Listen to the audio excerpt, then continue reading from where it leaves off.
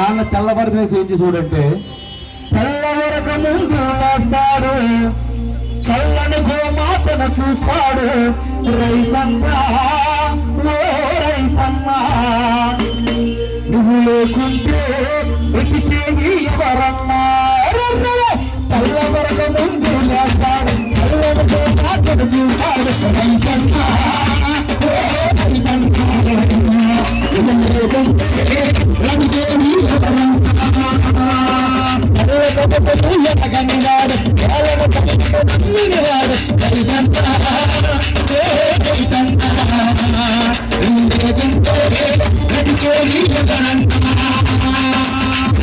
చెమటల బ్రతికేవాడు అన్న తన భార్య బిడ్డల ప్రాణము పెట్టి ఈ సంవత్సరం పంట చేతికి రాలేదని కిట్టి పెడతారు అందలేదని రైతు ఏ రైతు కూడా చేతికి కూర్చోబెట్టుకోడు. తన భార్య బిడ్డల ప్రాణము పెట్టి మన బోటుకు అన్నం అందిస్తాడు.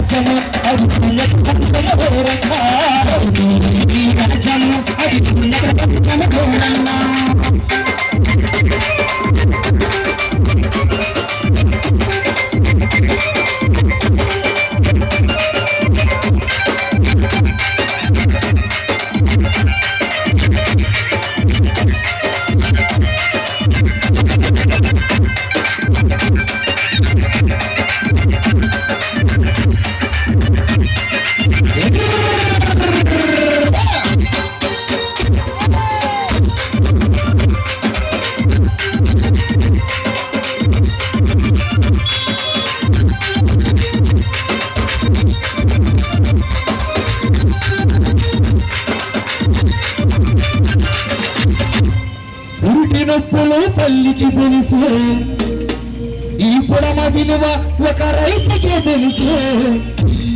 ఉరుటి నొప్పులు ప్రతి ఒక్క తల్లి కూడా నవమాసాలు తన గర్భగుడిలో మోసి తన మరణించిన తన బిడ్డకి జన్మనివ్వడం తన ప్రాణాలు సైతం పక్కన పెట్టి పుడి పోసి ప్రపంచాన్ని చూపించేది అమ్మ. కాబట్టి ఉరుటి నొప్పులు తల్లికి తెలుసు. ఏ మట్టిలో ఏ విత్తనం వేస్తే పంట పండుతుందో ఒక రైతుకి మాత్రమే తెలుసు.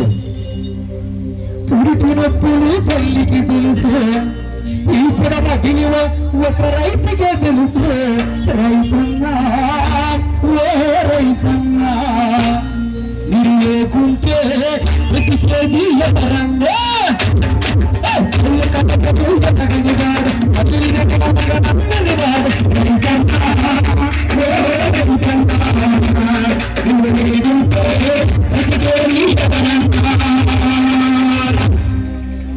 ప్రతి కించకైన రాత రాసేబడి దేవుడంట.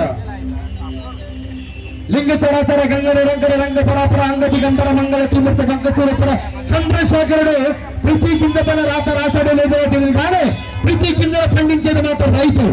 అది మాత్రం వాస్తవం. కానీ ఆ రైతు వ్యవసాయం చేస్తున్నాడని పిల్లబడే పట్ల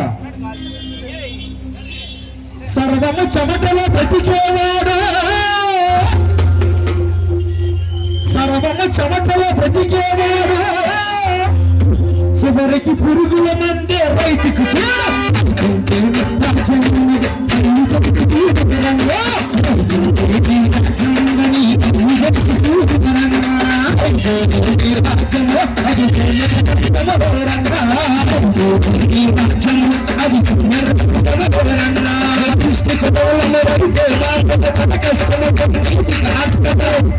తన బ్రతికి ఏమైనా వెతుకోరా, కానీ రైతుకు లేదు. ఇది మా నాన్నను చూసుకున్న రాసుకున్న పాట నేను. ఎందుకంటే ప్రతి ఫోక్ సాంగ్ పాడే కుర్రలకు ఒక పాట రాసి ఉంటాను, ప్రతి ఎమ్మెల్యేకి ఒక పాట రాసి ఉంటాను. కానీ ఇట్లాంటి పాటలు నాకు వచ్చిన సంతృప్తి అంతృప్తి కాదు. నచ్చితే గట్టి కాపాడండి, అన్ని పాటలు గడవను.